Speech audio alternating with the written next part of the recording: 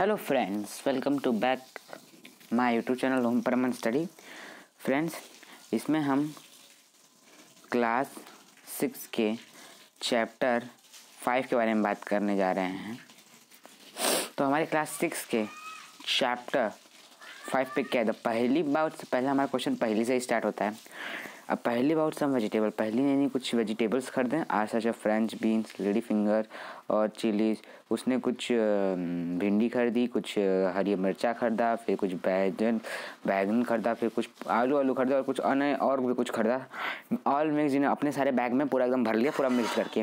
Which of the method to separation would be most appoint of her to be separate them, यानी कि ऐसा कौन सा method है इन 4 ऑप्शन में से जिससे कि आप अपने उन जितना इसने वेजिटेबल ऐड किया है, सबको मिक्स किया है, उसे अलग अलग डिवाइड करके रख सके। तो वो है अपना हैंड पिकिंग। अपने हाथों से बेहतर कुछ नहीं है भाई, अपने हाथों से बेहतर कुछ नहीं है hand picking. Next question, which is the most following methods would be the most appropriate to separate grains from bundle of stocks? क्या होगा इसका? Bundle of stocks. All method to most appropriate मतलब which amongst the following methods would be most appropriate to separate grains from bundles of stalks? Threshing होगा यार, तुम कहीं मेरे हाथ में मत जाना, पहले हैंड पिकिंग थ्रेसिंग होगा, ठीक है। थ्रेसिंग उसका मतलब होता है। आगे चलते हैं, यानी कि एक चॉक पाउडर एक suspension and in water can be separated किया, किसमें उसे चेंज करते उसका फिल्ट्रेशन किया गया, यानी कि छान दिया गया। यानी chalk powder suspension in water can be separated bye, यानी कि चॉक और पाउडर को अलग अलग कर दिया गया, ठीक है। और सोल्यूशन ऑफ सॉल्ट इज क्या होगा? Solution of salt is heterogeneous और होमोजीनियस। तो होमोजीनियस सोल्यूशन होगा, होमोजीनियस सोल्यूशन। आगे चलते अपने नेक्स्ट क्वेश्चन पे। The property used to separate components of a mixture by winnowing is based on a क्या होगा? Difference in weight. क्योंकि the property of use to separate components of a mixture is winnowing based on, यानी winnowing किस पे based होता है? उनके wait पे बेस्ड होता है। अगर आप विनोविंग जब करते हो, यानी कि आप मान लो कि एक जैसे कि पछोड़ती है आपकी मम्मी कोई सामान, अगर पछोड़ने वाले अगर आपके घर में सिस्टम है तो आपको पता होगा, तो घर में कुछ अगर उसे कहते हैं ना, कुछ हैंड पिकिंग टाइप में होता है कुछ, जिसे हम लेके उछालते हैं, क्या कहते हैं उसे, अभी मुंह पे नहीं आ रहा है, मतलब उसे क्या कहते हैं समझ नहीं आ रहा है, याद नहीं आ रहा है। तो होता है ना, जिसे आपकी मम्मी उछालती है। वरना कुछ लोग होते हैं जो यहाँ फ़ैन चालू करके रख देते हैं, यहाँ फ़ैन अपने आप चलता रहता है यहाँ पर, और यहाँ पे वो बंदा खड़ा होकर ऊपर से, और कुछ शायद गेहूँ या जो उनको जिनको अगर क्या कहते हैं, जिनको विनोविंग करनी होती है, वो चीज़ मतलब जिस चीज़ का विनोविंग करना होता है, यानी कि चने वने का या फिर मान लीजिए कि गेहूँ का, तो उसको गिराते हैं, और जो गेहूँ होता है या फिर जो दूसरा कुछ होता है वो चला जाता है हवा के जैसे तेज़ फोर्स में पीछे की तरफ में, और जो पत्थर होता है उसके वेट के कारण गिर जाता है नीचे, यानी वो दोनों अलग अलग हो जाते हैं। तो डिफरेंस इन वेट इसका आंसर है। नेक्स्ट क्वेश्चन चलते हैं। तो फ्रॉम 4 मिक्सचर्स बोला है, 4 mixtures are given below, kindly beans and the chicken pieces and pulses and rice flakes and corn and potato wafers and biscuit, which of this can be separated by the method of winnowing? तो इसका answer हमारा हो जाएगा क्या? इसका answer हमारा answer हो जाएगा 3rd and 4th। कैसे? जो क्या कहते हैं, जो rice and flakes and corn होता है, और जो पोटैटो वेफर्स एंड बिस्कुट्स होते हैं, यानी कि यहाँ इसमें 4 मिक्सचर्स दिए हैं, और बताना can be separated of the method of winnowing. इनमें से कौन सा ऐसा मेथड है, मतलब इनमें से कौन सा ऐसा मिक्सचर्स है जिसे हम विनोविंग से द्वारा हल कर सकते हैं? तो हम राइस, यानी कि राइस और कॉर्न्स को अलग अलग कर सकते हैं, यानी कि राइस पीछे हो जाएंगे, कॉर्न्स आगे गिर जाएंगे, और potato wafers and biscuits, potato wafers हैं और बिस्कुट्स हैं, उन दोनों को विनोविंग के द्वारा अगर करेंगे तो दोनों अलग अलग हो जाएंगे, यानी कि अलग अलग समय में बढ़ जाएंगे। लेकिन kindly beans and chicken piece pulses and rice ये सब ऐसे नहीं हो सकते हैं। चलो आगे चलते हैं। Which is of the following is the kind to solute can be dissolved in water? तो डिजॉल्व इन वाटर में क्या होगा? देखो, इसमें kindly solution is dissolve water, यानी कि वाटर का इसमें हर फॉर्म है। तो वाटर सॉलिड में भी होता है, बर्फ हो गया, लिक्विड में तो पानी खुद ही है, गैस में खुद उसको अगर जला दे, खुद हीट कर दे, खुद इवापोरेट कर दे, तो इवापोरेट से वो गर्म होकर हट जाता है, ठीक है।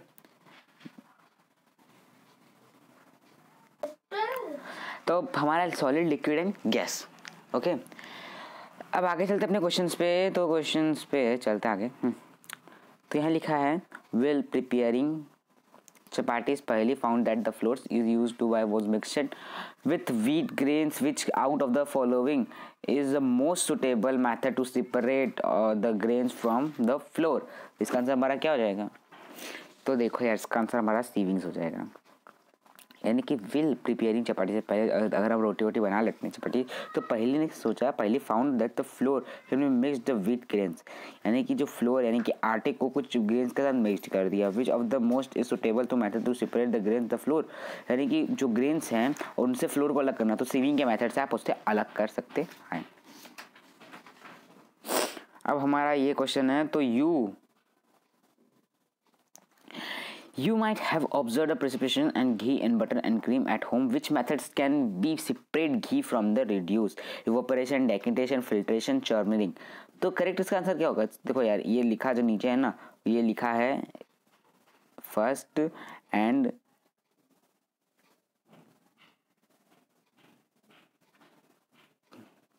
थर्ड, फर्स्ट एंड थर्ड लिखा है, यानी कि एवापोरेशन होगा और फिल्ट्रेशन होगा। यानी कि इसमें बोल क्या रहा है, आपके घर पे फिल्ट्रेशन घी है आपके पास और बटर क्रीम है at home, which methods can be separate a ghee from the, ये क्या लिखा है, 1 मिनट, रेसिड्यूज। ओके, तो हमारा आंसर फर्स्ट एंड सेकंड, यानी कि एवापोरेशन द्वारा और फिल्ट्रेशन द्वारा। चलो चलते हैं। Boiling point of pure water is, कितना आसान क्वेश्चन पूछा है, 100 डिग्री सेल्सियस, सबको पता है, बच्चे को पता है।